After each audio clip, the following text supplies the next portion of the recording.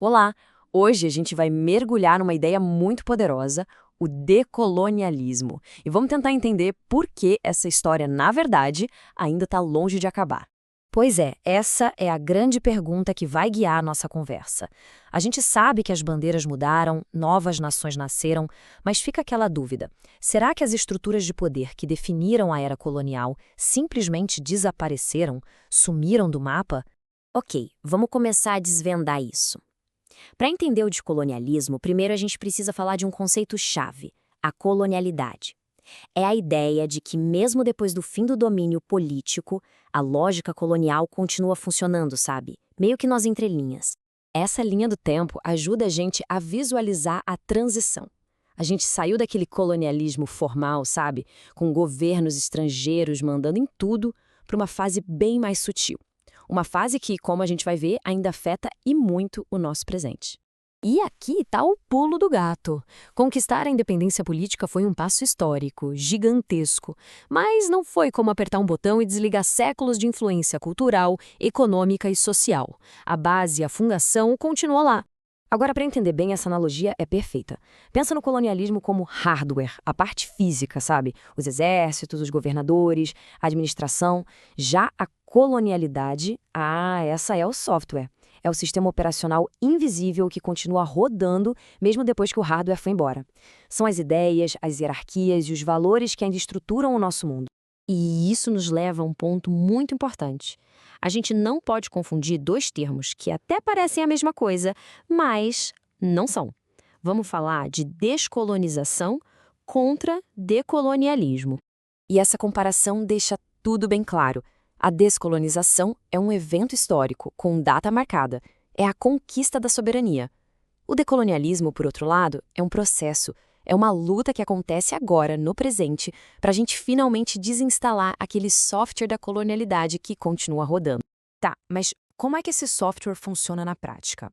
A teoria decolonial costuma dividir isso em três áreas principais, que são como os pilares que sustentam toda essa estrutura.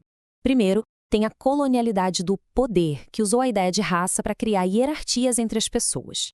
Depois, a colonialidade do saber, que basicamente disse que só o conhecimento europeu era ciência de verdade, universal. E, por fim, a colonialidade do ser, que impôs o modo de vida ocidental como o único modelo de progresso a ser seguido. Mas, claro, essa crítica toda não surgiu do nada. Ela foi construída por um grupo de intelectuais, a maioria da América Latina, que tiveram a coragem de olhar para a história por um outro ângulo. Eles queriam entender por que, afinal, a independência política não trouxe uma liberdade completa. Nomes como o do sociólogo peruano Aníbal Quijano e o do filósofo argentino Walter Mignolo são fundamentais aqui. Eles criaram o grupo Modernidade/Colonialidade e propuseram um jeito novo de ler a história e o presente, mas a partir da experiência de quem vive no sul global. E essa frase do Quijano é a chave de tudo. O que ele diz é que a tal modernidade, que a Europa tanto comemorou, só foi possível por causa da exploração e da dominação da colonialidade. Basicamente, são dois lados da mesma moeda, inseparáveis. O Boaventura de Souza Santos traz outro conceito muito forte: epistemicídio. A palavra é pesada, né? E a ideia também é. Não se trata só da destruição de pessoas ou de terras, mas do apagamento de formas inteiras de conhecimento, de visões de mundo, de filosofias, que foram simplesmente taxadas de atrasadas ou não científicas. Certo. Mas como essa teoria toda se aplica na prática? Porque o decolonialismo não é só um debate de universidade, não. Ele inspira ações bem concretas para reescrever histórias e principalmente para imaginar futuros diferentes. É só olhar para os monumentos nas nossas cidades, por exemplo.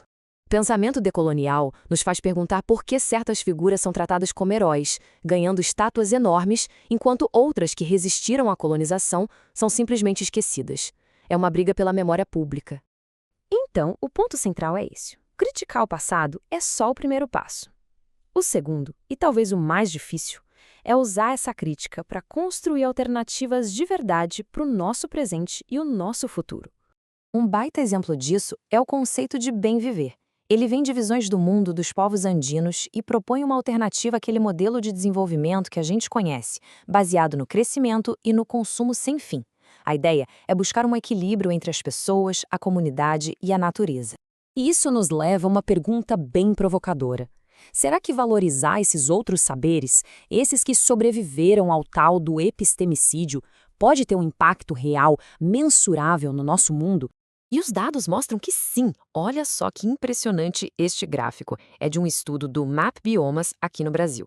Enquanto as terras privadas perderam 26% da vegetação nativa em quase 40 anos, os territórios quilombolas, que são geridos com base em conhecimentos tradicionais, perderam só 1,2%. A diferença é brutal e mostra na prática o poder desses outros saberes. O líder indígena Ailton Krenak resume essa ideia de um jeito perfeito. A colonialidade não é só uma estrutura que está lá fora. Ela vira um estado de espírito, um jeito de pensar que a gente acaba internalizando e reproduzindo, muitas vezes sem nem perceber. E a gente termina com essa reflexão. O decolonialismo é um convite para a gente fazer exatamente isso. Olhar para o nosso dia a dia e se perguntar: quais são os softwares invisíveis que estão rodando nas nossas instituições, nas nossas cabeças, nas nossas relações e que continuam moldando o nosso mundo? A revolução, no fim das contas, pode ser também desinstalar um programa antigo.